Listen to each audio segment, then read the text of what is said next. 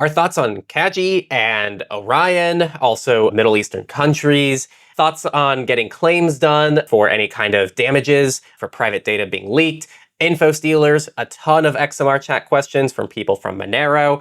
It's a lot this week, but we're going to try to go through it as efficiently as we can because we have a lot of good questions. These are all from people who in some way, shape, or form supported us either through Patreon or through Monero and make this podcast possible for all of you each week. So thank you all. You can also join next week's Q&A already, either on xmrchat.com or patreon.com, and all of those are down below. We're going to start with Oddbite, who asks, what do you guys think about Kagi? Are they a trustworthy company? I've been using them for a while, and their search results are better than Google because they filter out AI-generated images, and they don't have half the page of sponsored links, which makes it a lot easier to get where you need to faster. Along the same lines, what do you think of their Orion browser? I want to start by saying I really like a lot of the stuff they're doing. Are they trustworthy? I would say as a whole, yes. They are doing a lot of cool stuff. I have no reason to just outright tell people to avoid it. I've tried out and done a review of their search engine, and it's a really cool concept. It's a bit more money than I'm willing to put forward for something that I can honestly find with DuckDuckGo or Brave Search for the most part. Like, I get that really clean, decent search experience with those services. And while Kagi does do a few things better than that, I can't really deny it's a better, more premium experience. It's just a lot of cash to cough up for me. In terms of Orion, I'm a little bit more conflicted on Orion, not even necessarily because they're doing anything wrong. It's just developing a browser and maintaining a browser is a big deal. And as far as I know, they don't have a huge team behind Orion. And I would just like to see it develop a little bit more before I would be comfortable recommending it over something like Brave. I did have a bit of a back and forth with the Kagi CEO on our forum about browser fingerprinting, and they are pretty firmly against browser fingerprinting and see it as just marketing. And they think that it doesn't do anything and it's pointless, which I firmly disagree with. I would at least like to see a bit more of an update on that too, just on a personal level before I would start to use it. But I think the lack of browser fingerprinting isn't enough of a reason to outright avoid a browser. I just think that it makes it hard to justify from like a pure privacy perspective. But on the positive, it's a super cool concept. Orion, for those who don't know, is a WebKit, pretty much Safari-based browser. It looks like Safari, acts like Safari. It's for Apple devices, and they have Linux support coming soon. And it comes with uBlock Origin out of the box. And you can use like Chrome and Firefox extensions, even though it's based on Safari. That's the idea. In practice, it's not that clean from what I was able to try and use. But it's a really cool concept, and I think it would be a really cool alternative to see it succeed. I 90% agree with Henry. I think they are trustworthy. I've heard good things about the search results, but I'm with Henry. Like, I get perfectly fine search results with Brave, I feel like. As for the Orion browser, yeah, I'm going to be honest with you. I'm really busy. So the minute I saw it was Apple only, I just instantly stopped paying attention. First of all, I don't even have an iPhone right now. I also, for the purposes of the website, I try to recommend things that are cross-platform so that I'm not alienating anybody on a specific device. And also, I didn't see enough bonus points about Orion to make it like an honorable mention. Like, oh, it's Apple only, but it's still really cool. And if you're on Apple, you should check it out. Like, it's the extensions that I think are like the biggest thing. Like, the extensions even work on mobile, so you can theoretically get access to like really cool. So I think that's really the cool main selling point there. Yeah, and like, again, I haven't really looked into it a lot, so maybe it does do really cool things, and I just, wasn't paying close enough attention. But it's also not source available, which isn't the end of the world, but when it comes to a browser, I feel like that's a really important thing that should matter. The only last thing I have to add is if you listen to what kind of won me over to them, I'm not going to lie, is Seth for Privacy's Opt-Out podcast. He interviewed the guys from Kagi, and they explained a lot of the technology and the stuff they're doing that goes into it. And it is really interesting stuff. And I highly recommend giving that a listen to understand more of what goes on under the hood and behind the scenes and their mentalities and where they're coming from and stuff like that. So Oddbite quickly asked, recommendations for smartwatches. It's going to be a tough one. Apple Watch is probably like a pretty safe, easy thing, especially if you have lockdown mode and you're using Apple's ADP, Advanced Data Protection. Otherwise, you can use a lot of smartwatches offline. You have to check by model. It also depends what you want from a smartwatch. I know Nate has a Pine Time. If you just want notifications, something like a Pine Time is really all you need. If you want like fitness tracking, I'm actually currently doing an experiment right now where I'm doing a Garmin-free Garmin experience. So like, what's it like to use a Garmin device without any of the Garmin apps and no Garmin account that's permanently linked to it? And I got cool shortcut automations where I like plug in the watch, I click like send to phone, and it sends it to a local app on my phone that manages all the workouts and gives me like a history, and it imports the workouts there. So that's something I'm maybe going to do coverage on if I get anywhere with it. But yeah, those are the best recommendations I have. I don't really have any strong thoughts. Apple Watch is probably the best. Mozilla quietly shut down the Privacy Not Included project. So it's not really current, but I know at the time Garmin was rated as the least crappy. I would also make the argument that I do with Androids, where if you're not on an iPhone, the Pixel Watch is probably not a terrible choice if you're on stock Android, only because it's that whole thing of like not adding too many third parties to the pie. But I will also caution you by saying that we know for a fact that Google is dabbling in health data and all that kind of stuff. So I'm not going to say it is private. That's more of a harm reduction kind of thing, where maybe that will limit how many parties are accessing your data. I'm trying to think outside the box of like, okay, but what if I can't get an iPhone? So, all right, our next question comes from Sir Valance. You say, I live in a Middle Eastern country well known for some high profile privacy concerns. Recently, my employer switched our health insurance from an international provider to a local one.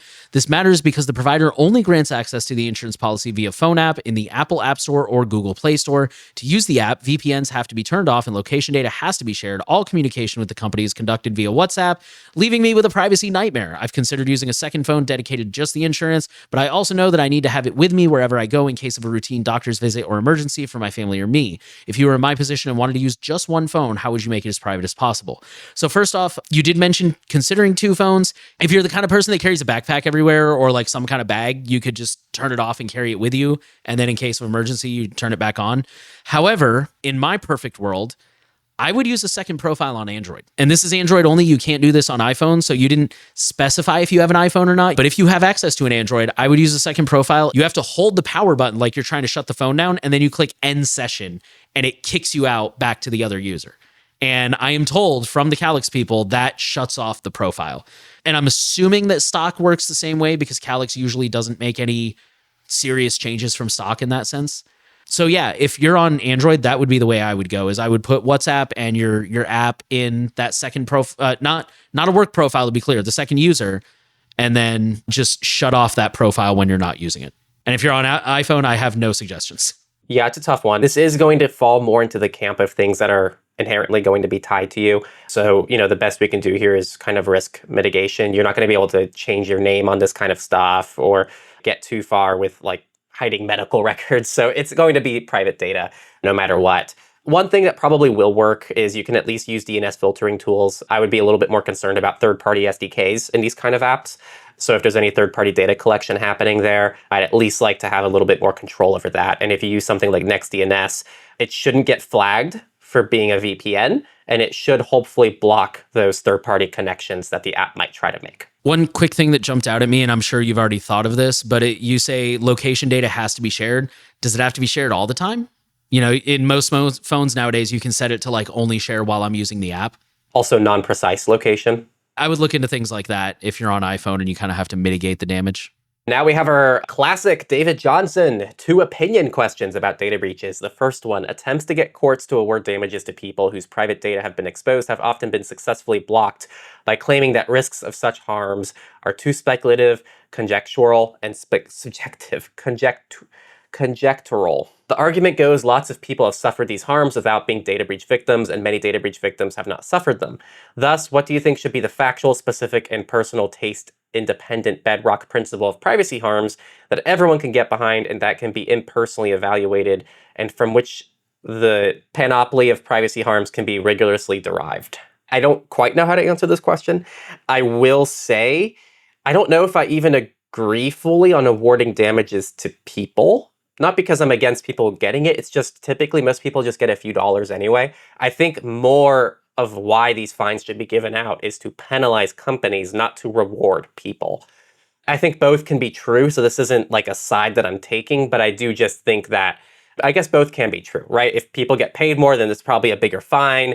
But it is hard to justify and find like what is the right amount to pay someone. What I wish would happen more often is that we saw larger fines that included also larger payouts for individuals. But I think the fines should be picked independently and then the payouts picked on those fines, if that makes sense.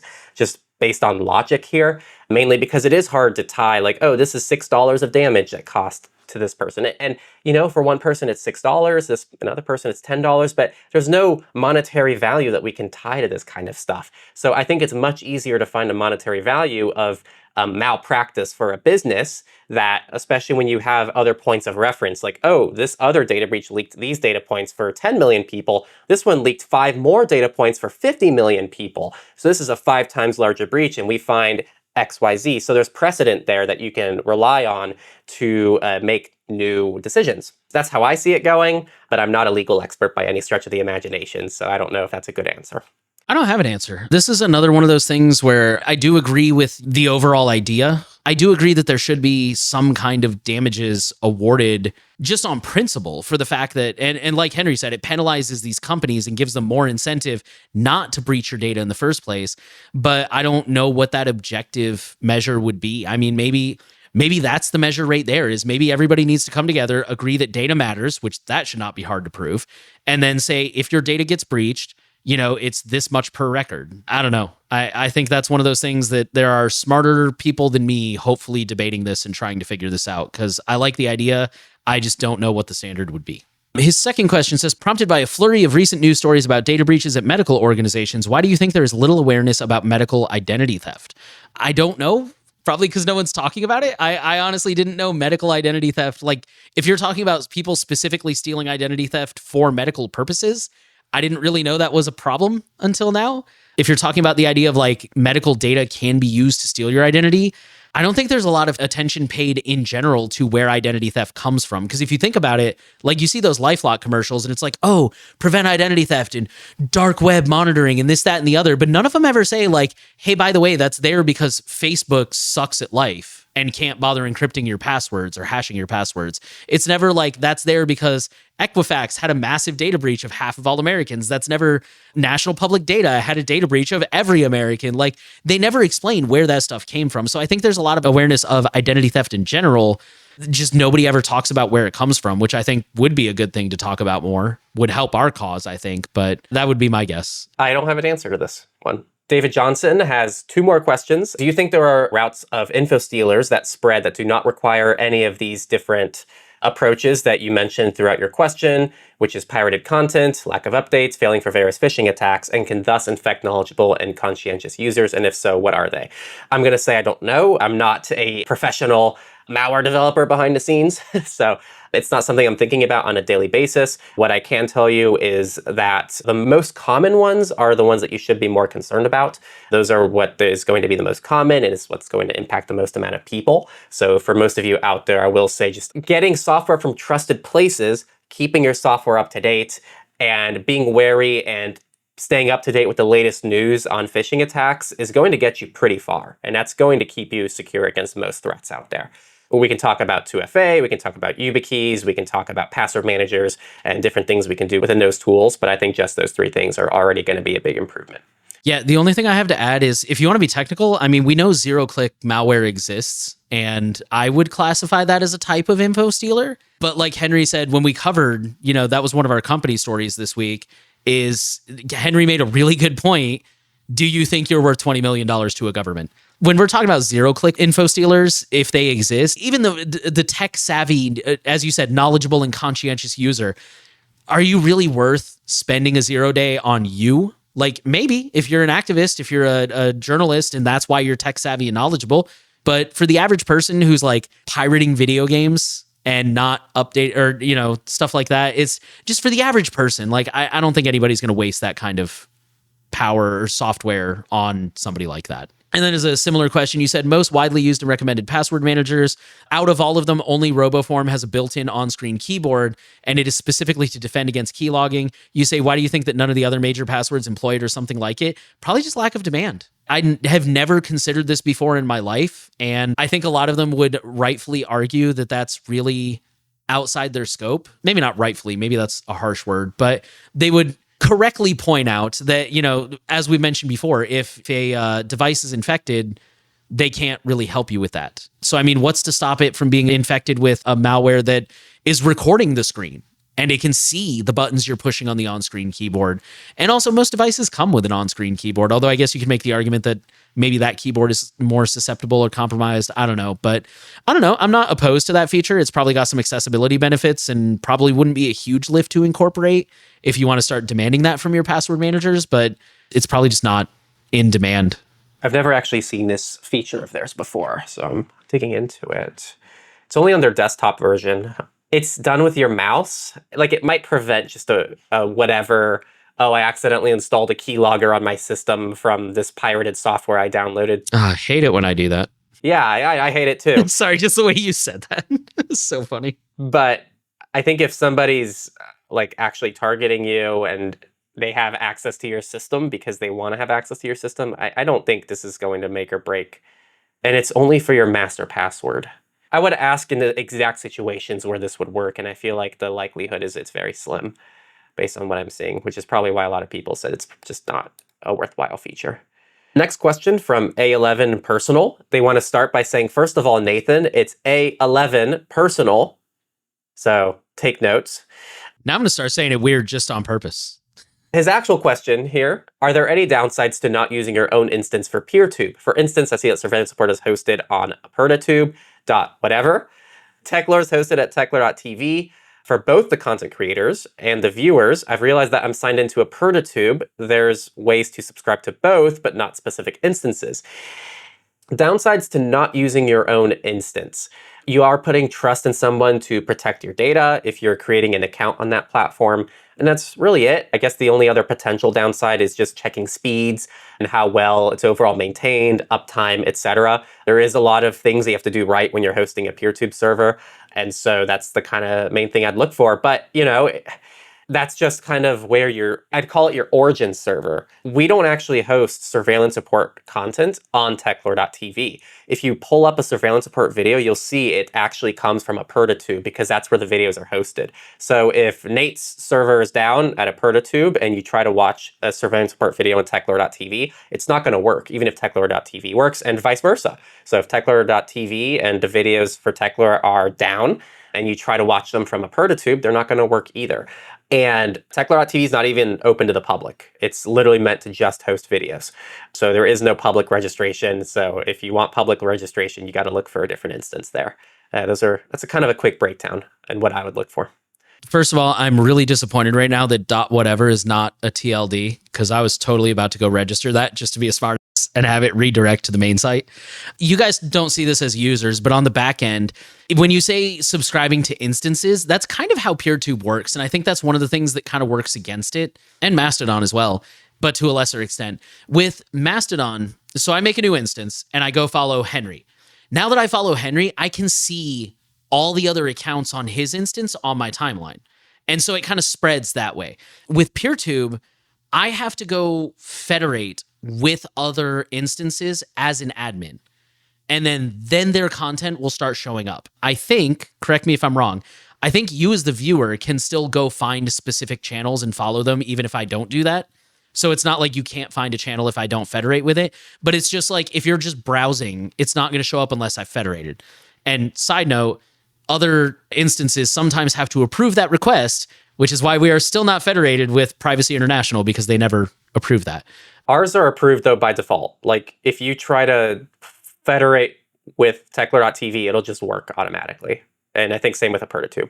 If you're talking about using your own instance as in like self-hosting, I mean, first of all, there's tons of downsides. Like, it's really complicated. Documentation needs work. It's okay, but yeah, it could use a little polish. The main thing is just the sheer cost of storage. Like, videos are freaking massive, and I've actually recently cut down on how many resolutions that we offer to try and save space because, yeah, video storage is insane. So yeah, that's definitely a major downside. If you're talking about your instances and the one you're on, like Henry pointed out, sometimes they don't accept signups. Downsides could be if someone is intentionally blocked. Like, if it's not like I haven't added that instance to federate with, I just straight up don't want them and I've blocked them. But I mean, you're going to have that problem anywhere in the Fediverse for sure. So I don't know. I don't think there's any like major downsides. I think just Henry said, like, go around and see how well is the instance maintained? How good is the moderation? Are they going to stick around? That kind of stuff. Check the maintenance. Like, I went through the directory. So I actually wasn't intending to make Techlore.tv. I created it because I was so frustrated at the overall selections. They're not that good. A lot of the PeerTube servers are running on like year-old PeerTube versions. If you try to contact the admins, they don't respond. And I don't blame people because it's not like a full-time job. But honestly, like hosting PeerTube, yeah, it's at least a mild, almost part-time job if you're doing it properly. There's a lot of stuff that goes into it. So pick an instance that looks well-maintained, or else you'll regret it. At least now PeerTube does allow account export and import. So you should be able to like export basic account information and import it into a different instance. It won't bring everything over. Like, I don't think it brings uploaded videos over, but it is a cool perk now. The only thing I'll add is in the case of a PeerTube specifically, we're always looking for interesting content to federate with. So if you know a channel that we're not federated with and you're like, hey, this is really cool, just send it in. Just don't be offended if I say like, I don't think this is the right fit for us and I don't federate with it. But, or again, there's some that I've tried to federate that they haven't approved the request. So Dark Horse MBA says, what do you guys think about having all your eggs in one privacy basket? For example, I use one private email, another private VPN, a third private password manager. But if I went with Proton, for example, I could get it all in one suite. I think there's pros and cons. I think it's definitely, and this goes for anyone, not just Proton, but it's definitely, like you said, it's putting all your eggs in one basket and trusting all your data with them.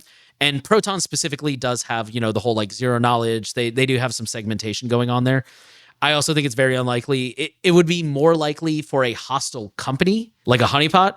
And I know I shouldn't use that word when I'm talking about Proton, but I think it would be more likely for that scenario than for a single attacker to breach every single part of a company. But that's also a legitimate concern. Like, what if this company goes out of business, sells all my data, turns out to be malicious, whatever?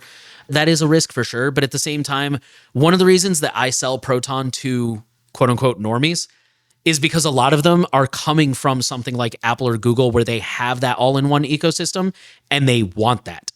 Like, yes, there is a good argument to be made for splitting things up among other services, but a lot of people, they like getting an email where they can automatically add it to their calendar. They can upload it to Google Drive and send the file directly from Google Drive because it's too big for email. They can send it that way. And, you know, they just don't have to think about it. And they've got all their passwords in Google Chrome, all of that stuff. And Proton is basically the same as that. It's, you know, a little bit different workflow, but once you get it set up, it's all the same features, more or less. We've said this before. I think we said it this week in another question, like whatever's going to keep you using privacy tools, if breaking up everything into different baskets is going to make it too difficult and you're not going to stick with it, then don't do it. But if you're willing to put up with that, I personally think it's a safer way to go. The only other thing I want to mention is kind of the opposite argument of what if one of these services goes away? Somebody like Proton is probably not going anywhere anytime soon. But on the other hand, if you're using a third party, like, okay, Bitwarden's a bad example, but you know what I mean? Like, you have to think about, especially newer services, like, okay, if this one service goes away, now there's a hole in my privacy strategy. But again, counterpoint, you would have a bigger problem if Proton went away because now everything goes away and you have to find a replacement for everything. So I think those are just kind of my thoughts on that. There's pros and cons for sure. Yeah, and the only thing I say is it's not as black and white as it seems. If you're using Proton with a custom domain for both aliasing and your emails, that already addresses the number one thing, which is still receiving communication and still having your aliases technically under your roof. Even if Simple Login shuts down completely, you just set up a catch-all for your domain and you're good. You still have to figure out things from there, but at least you still receive emails. And then everything else is overall pretty portable with Proton. Like calendar is very easy. You just export your ICS file, import it somewhere else. And with Proton Mail, there is an export tool, which is still a CLI and a bit rough around the edges to use, but it does exist. So you can export your emails. You can export things from Proton Drive, as you'd expect to be able to. Just export the folders. You can also just download the desktop client if you're not on Linux and drag it into different cloud provider if you needed to. Contacts you can export as well as just I believe, just a single VCF file. Yeah, it is overall pretty portable. Even if Proton went away tomorrow, I think most people could respond quickly enough. Just have the services ready that you would migrate to, if that was to happen, is what I'd say. Next question is from Khalid. I've been using silent.link recently, and I love it. Do you guys know of any other pay-as-you-go eSIM services that have international roaming? No, that's my answer. I don't. When I'm traveling, I'll use just basic services like Aralo. It's not typically for privacy. It's just a travel device. And so I'm not sure about other services. Yeah, same. The only one I know of internationally is Allo, ALO. I think they're owned by the same company as Hushed, actually, but they're specifically marketed as like a travel eSIM, if I remember correctly. I think this is one of those ones we'll say if you guys have any suggestions, go ahead and leave them in the comments because that's all we got, I think. Next up, we have a handful of questions from XMR Chat. We're going to start off with Anon. So you say, thoughts on Kubic's control of the Monero hash rate. Based on the link that you shared, I'm loosely familiar with this. Henry can probably speak more to this than I can, but from what I understand, basically, there's a company claiming that they have basically taken over 51% of the Monero blockchain. My answer is prove it. There's that quote from Carl Sagan that extraordinary claims require extraordinary evidence. I can come forward all day and claim that, hey guys, I figured out how to chain analyze Monero. Okay, I can say that all day, but until I prove it, to me, it means nothing. And so far as I know, this company hasn't provided any proof. I'm personally not paying any attention to this, and I don't have an opinion on it because I think they're full of crap and I think they're just trying to get money. From what I've been able to tell, this is not something I honestly follow too much because people I trust who know a lot more about this than I do have pretty much told me it's mostly a non-issue. From my understanding and what I've been able to pretty much take from those people is that they did get a lot of the hash rate of Monero. It was something in like the 30s, but there was like a quick moment where they were able to get it higher than that. And so they claimed that it was a 51% attack, but it's a lot harder to do it than that. So it was a bit of a misleading claim from a company that has monetary incentive to make the claim. But I also very much see those people also saying like, this is a good reminder that to build resilient networks, we need people to actually get involved with Monero. Monero is a community project. There isn't a company that's doing anything to, keep it protected. So if you're out there and you're able to contribute in any way to Monero, set up any kind of way to mine Monero and start contributing things. And that way you can make it much harder for these companies to pull this off. So that's really the takeaway from this story. They did not pull this off. It's been formally disproven at this point, but I still think they got further than they should have. One thing worth noting is I did click on the actual article that they linked. One expert said that the 51% attack on Monero seems to have succeeded. The cost was also high, and it's unclear what the economic benefits of doing this are in the end. In theory, the mining pool can now rewrite the blockchain, achieving double spending and censor any transactions. But again, in theory, and what was the economic benefit? Next question is from Chalky Rain, and they included the pronunciation. I really appreciate that, because I would never in my life look at that and go, that's Chalky Rain. But now that you tell me, I very much see it. Assuming that convenience is not an issue, what are your thoughts on using something like Postmarket OS on a Fairphone as opposed to using an Android custom ROM like Yoda? Totally fine by my book. I think Fairphone is just very flexible in terms of the options that you have. And in terms of, I don't know if Postmarket OS has any obvious issues on Fairphone. Let me quickly look here. It looks like it's well supported from what I can tell. It even works with the web installer. The only thing that are broken, the camera apparently is partial, and the modem calls are also partial. Those are the only things that are partial. Apparently audio is broken, so audio playback. So if you're okay with those limitations, then that should be fine for you. I have to use Postmarket OS a little bit more before I fully make an assessment on like whether it's worth using or not. I do think you're going to maybe have less issues using something like Yoda, most likely. Yeah, it's hard to know what you mean when you say assuming that convenience is not an issue. Like, what do you mean? Like the convenience of the battery? Not, well, I mean, it's a Fairphone, so a lot of my complaints with like the Pine phone don't apply here, but like convenience in the sense of like there's a lot of apps you don't have access to. Like, I don't know what you mean, because to me it almost sounds like you're saying like assuming that all your complaints with Linux phones don't apply here.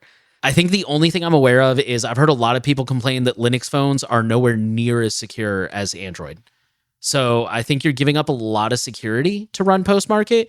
But at the same time, I think this is one of those things that falls into the category of basic digital habits. Like Henry and I said earlier, keep your stuff updated, only get your software from trusted sources, like don't click on every single link you see compulsively. As far as I know, I've never heard of anybody getting any malware on a Linux phone. That could be because all the Linux phones right now require you to be highly technical to understand how to use them. That could be because there's just not enough market share for anybody to care. I think that would be my only objective concern is the security is probably considerably inferior. But if you're following basic common sense, you should be okay. We have more questions from Anon in lowercase, and I'm not sure if these are the same person because XMR chat, that's kind of the point. We're not supposed to know anything about you guys, but these are different chats. So the first one, you said apparently there's a 255 character limit on XMR chat. I did not know that. Yeah, we repurpose it. It's meant for live streams, and we kind of use it for this Q&A. Ah, that explains it. If you have that many questions, I don't know, man. We'll try to answer them. Maybe try to spread them out over the week. I know it's kind of our fault because we've missed a couple weeks here and there. Things have been crazy for us over the summer, but if we're getting too many questions, we're going to have to start trimming them down for sure, just for our own sanity. It's already almost 10:30 here and I woke up at 5 a.m. Can you split them up? If you really need that much context, can your donations be correlated by chain analysis on XMR? No. As far as we know, we just covered this in an earlier question. As of this time right now, Monero has a lot of really powerful privacy tools built in. And last I checked, the IRS still has a $250,000 bounty for anybody who can chain analyze the Monero blockchain. So as of this recording, as far as we know, no, your donations should not be able to be correlated through chain analysis. And even if they could, find me a more private tool right now. That's like widely accepted. I know Zcash, someone can argue. But even then, you have to enable the shielded connection or shielded transactions. And yeah, I guess I'll take the last one from Anon as well. This might be a different Anon. You said, thanks for the Surveillance Report podcast. Another option for AI I haven't heard you mention is NanoGPT. No personal details needed, and they accept Monero. So I guess there's no real question there. Just wanted to share that with you guys. If you haven't found any of the existing AI options to meet your needs, check that one out for sure. Yeah, it's most comparable to, if anyone's heard of OpenRouter. OpenRouter is a way to pretty much like pick whatever AI models you want to use. Like these are premium high-end models and you purchase API credits, but you only purchase them through OpenRouter, and an OpenRouter just lets you pick and choose whatever models you want to use. So that way you don't have to like create an API account for each service individually, if that makes sense. NanoGPT is practically that, but with cryptocurrency. You fund NanoGPT with Monero, and then you can pretty much pick any of the like high-level AI models that are paid to use. You know what, though? I appreciate this. I went to their website just now, and there's the whole, like, what our clients say. It actually links directly to the comment where people left this stuff. It's mostly on Reddit. But it's like, I still appreciate that you're linking directly to the comment where somebody said a good thing instead of me just sitting here and being like, I don't know, maybe somebody said that. Maybe you just made it up in your garage. Like, it could still be a fake account for all I know, but I still appreciate the attempt there. The last XMR chat is actually from a private message, so we won't share the username. Hi guys, love your work. On the topic of SMS/RCS, can't get absolutely everyone to use Signal, but am extremely averse to using Google Messages. Is it worth dealing with Google for messages to get RCS or stay FOSS with SMS? Yeah, you're playing a game of risk mitigation. It's a preference thing. I generally do have a hard time saying not to try to make it work, because that's what you're doing when you ask people to move to Signal, right? When we ask people to use Signal, we're asking them to add a new messenger to their phone to maybe just talk with you, if not a few other people in their lives. And they probably have multiple messengers. And so I think, it is fair for us when needed to offer solutions that meet people where they're at. And so I think, yes, try Signal. And maybe, you're on Android, so why not set up Google Messages in a work profile or a different user account? And at least you get RCS and you have some basic end-to-end encryption, and it's based on a Signal protocol with those people. Looking at the pros and cons, I have a hard time selling the idea of, oh yeah, it's all open source, but only SMS, versus Google offering end-to-end encrypted RCS. Those are my loose thoughts. If I was in your situation, I would rather be chatting with them via RCS. And I've said the same thing about WhatsApp, actually. I would probably overall choose to communicate with all my contacts on WhatsApp instead of SMS. SMS is just really not good. I consider SMS practically public. Yeah, I think this is a threat modeling question. How much are you using it? If you're only texting a couple people every now and then and it's nothing particularly sensitive, maybe it's worth SMS. Maybe it's not worth putting that Google stuff on your phone. But if you're using it considerably with a lot of people, then it's probably worth it. And like Henry said, there's ways to mitigate it. You could put it in a work profile. Earlier, Henry mentioned NextDNS, and it won't block everything, obviously, because it's Google Messages. It's got to go through Google servers, but maybe it can block some of the less necessary parts of Google. I don't think there's a right or wrong answer here. I think you just have to choose between two crappy options. But yeah, we had a lot of questions this week. We had a lot of interesting ones this week that covered a huge range of different things. And we just want to thank you all for tuning in, asking questions, being here, learning something new. We appreciate the questions, and we appreciate you all tuning in and listening to them and our answers. If you're not already on Patreon, you can join the Patreon. You get access to much longer episodes for surveillance support. We include a lot more banter and a lot more analysis and personal thoughts on things that we don't put in the public version. And you can also join our Q&As if you do that as well. And you can also join the Q&As only at xmrchat.com/surveillancepod. I mean only, like there's no other perk. You just get to join the Q&As there. So thank you all, and we'll see you next week.